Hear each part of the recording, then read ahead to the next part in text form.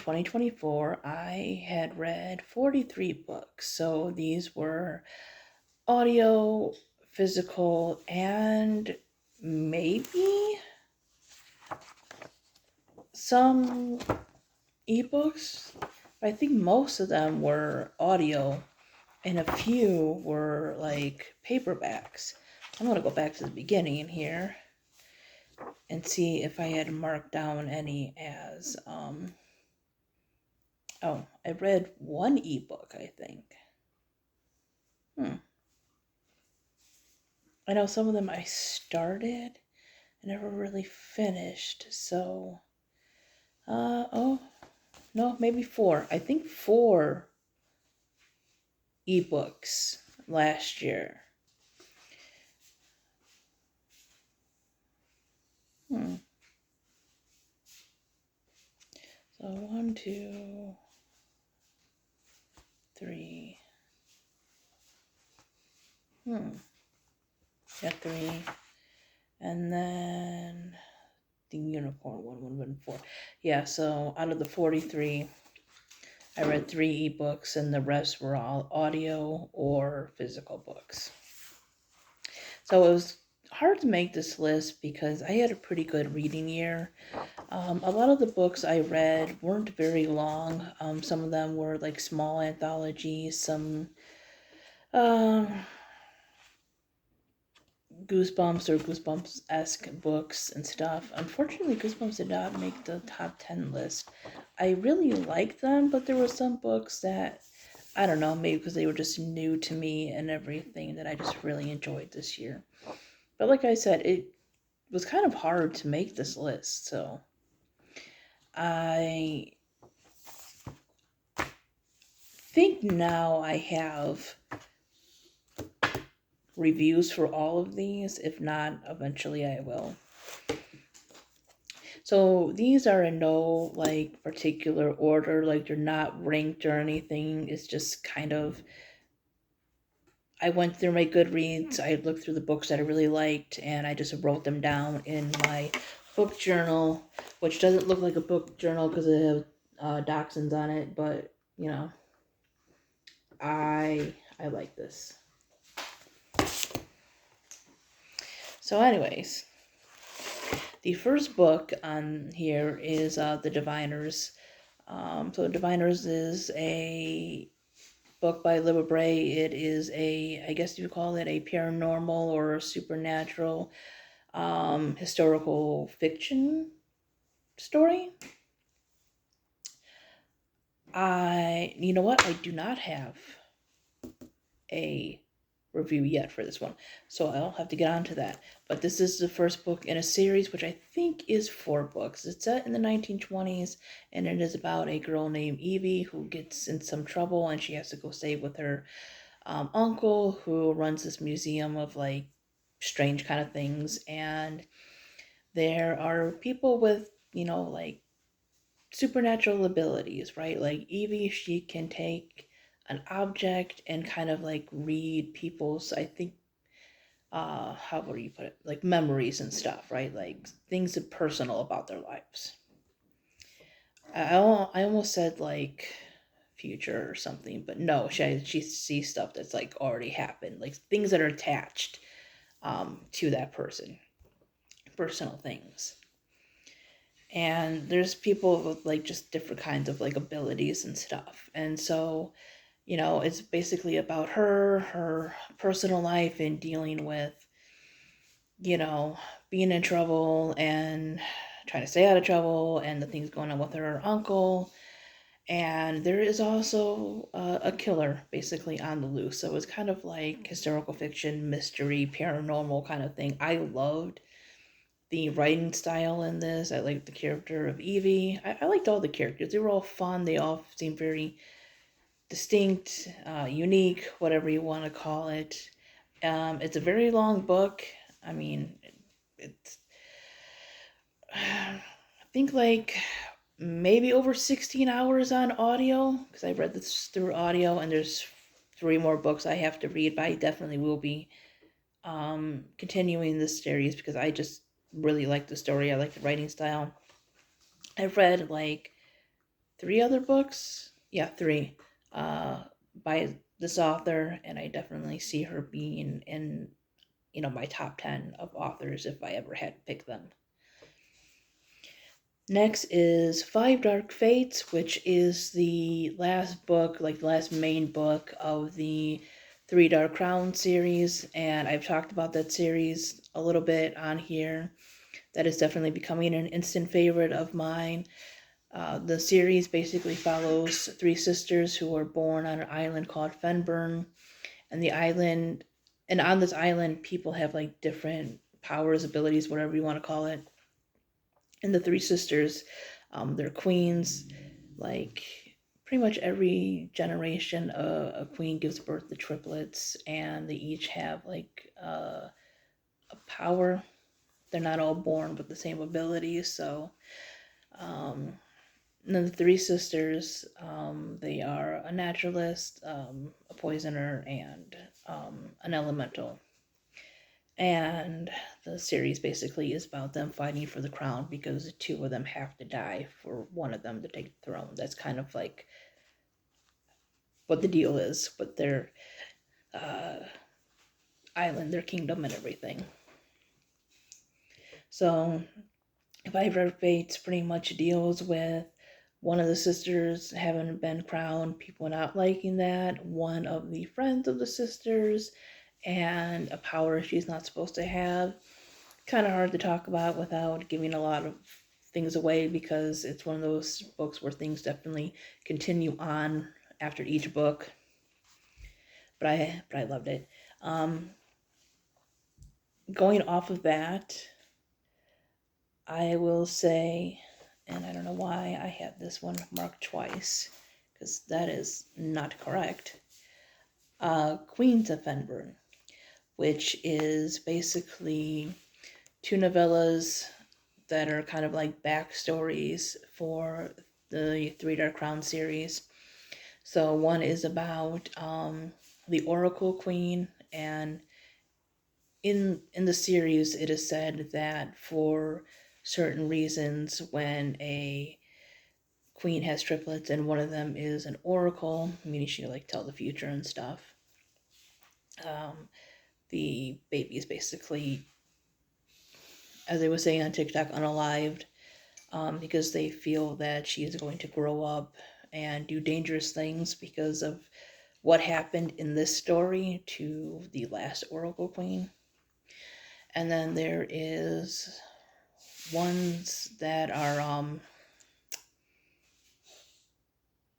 no, it's only two stories. Yeah, two stories. So the other one is just about the three triplet queens that are the main characters of the main story and everything, and basically about when they were younger.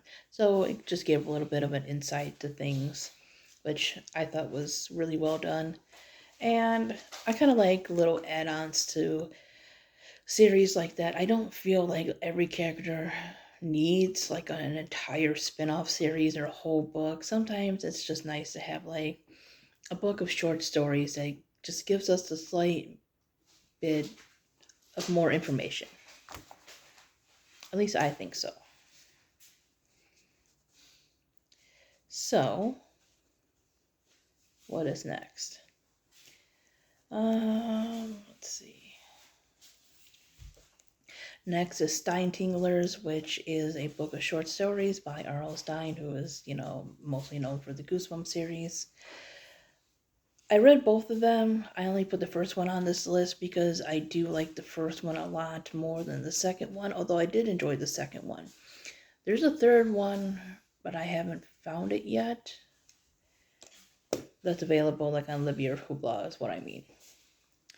So this one, the stories are pretty short, right? Like there's one where a girl, babysits for her new neighbors, and there's something strange about the children and everything. There's this one where a boy is hearing like yelling for help. Somebody yelling for help from some like house. I think it's like an abandoned house or something.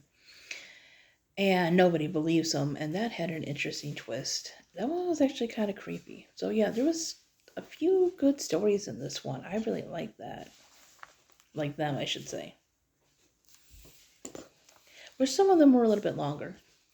We have Finale, which is the last book of Caraval, or the Caraval series.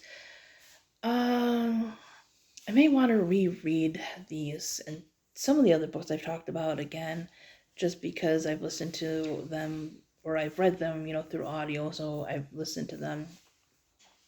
And I always like to reread, especially like long books, because there's a lot of things that you can miss and everything.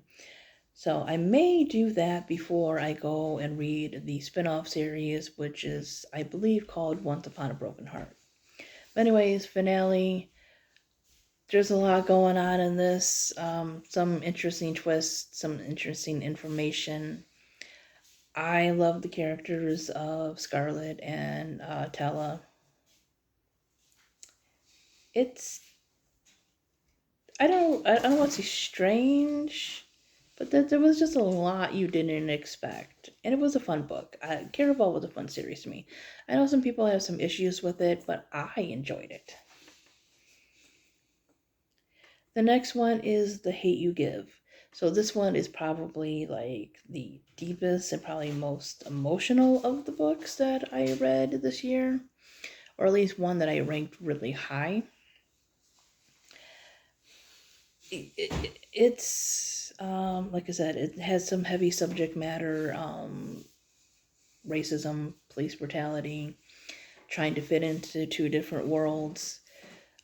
It was well written. I'm glad that it was told from the perspective of the character. I think that really just made it even more impactful. I think it would have been okay if it was like third person, but the fact that we were seeing it through the eyes of the character, and it was written very well, very believable. So were some of the other characters. I felt it didn't demonize, any kind of side or whatever. They just felt like really realistic and human, and I really love that. The next one is Womanthology, and it's a space edition, I guess you would say. So Womanthology, I know there's some other ones. I have not read those. I just found this one in the library. It looked interesting. It is a graphic novel. And it is basically short stories written, drawn by women, and the theme is space. I love the artwork. I like the stories. I like some stories better than some others. Some I like the artwork a lot better, but it was just really well done, fun. And I hope to eventually read the other editions of Womanthology. I think just like a fantasy one, but I can't remember. But I know there's definitely another one in there.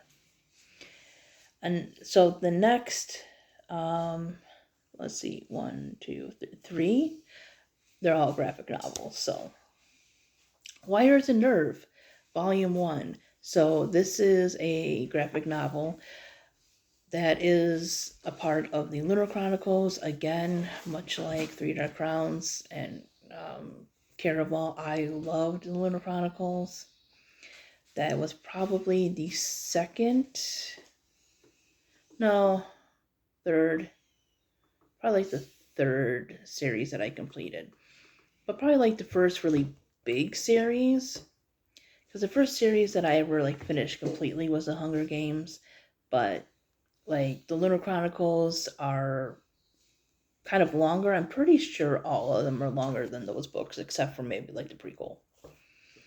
So it's probably like the first like big series that for the most part I finished. Like I finished the main books. And then I read the prequel or the villain origin story of Levana and the short story collection. So this takes place after the last main book, like the main events of the story. And this is about things going on with Cinder and all the other ones. And like I said, these are kind of hard to talk about without spoiling things because it's a continuation after the last book. But it mainly focuses on, is her name Aiko or Iko? Like, I listened to the audiobook and I can't remember. I think it's Aiko. And I love the character of Aiko. She's an android with a big personality, and she's just really fun to read about.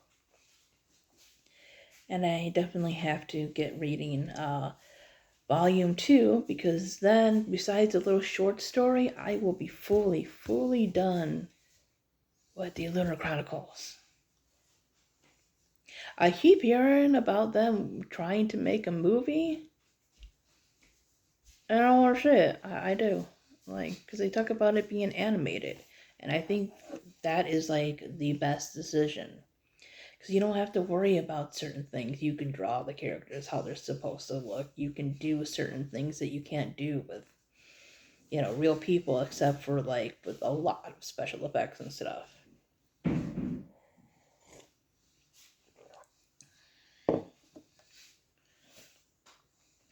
Bone, Volume 1. Little bone creatures getting driven out of their Boneville home, because they call it out of Boneville. There are dragons and rat creatures, so it's a mix of humor, fantasy, or humor and fantasy. It's kind of odd, but fun at the same time. And I love that kind of thing. The last one is Through the Woods. Oh, you know what? I did not tell you the authors of the other books. I started with the Diviners, and then I just didn't. So Five Dark Fates and Queens of Fenburn, the entire Three Dark Crowns series, Kendra Blake, Steintinglers, obviously. We know that one. Finale, Caraval, Stephanie Garber. Womanthology, that is different authors that I can't remember right now. Bone, I think, is Jeff Smith, I want to say. Wires and Nerve, Lunar Chronicles, not Stephanie Meyer. That's Twilight. I was thinking of Stephanie Garber for Caraval. Marissa Meyer is not Myers, because there's a difference. Meyer did the Lunar Chronicles. And I want to say Emily Carroll is the author of the last book I'm going to talk about, which is called Through the Woods, which is a collection of short stories. It is a graphic novel. And the stories are really creepy and really atmospheric. Some I thought could have been longer, because I really liked how the story was going, and it just kind of ended. And that was the only thing that was, like, kind of disappointing about that. But I really liked the art, the creepiness of the stories, and I'm probably going to check out more things by this author, especially if they're graphic novels. So this was a little longer than I thought it was going to be, but that is okay, because I am talking about books, and I love talking about books. And I hope you enjoyed me talking about books, or listening to me talk about books. Anyways, thanks for watching, everybody. Bye.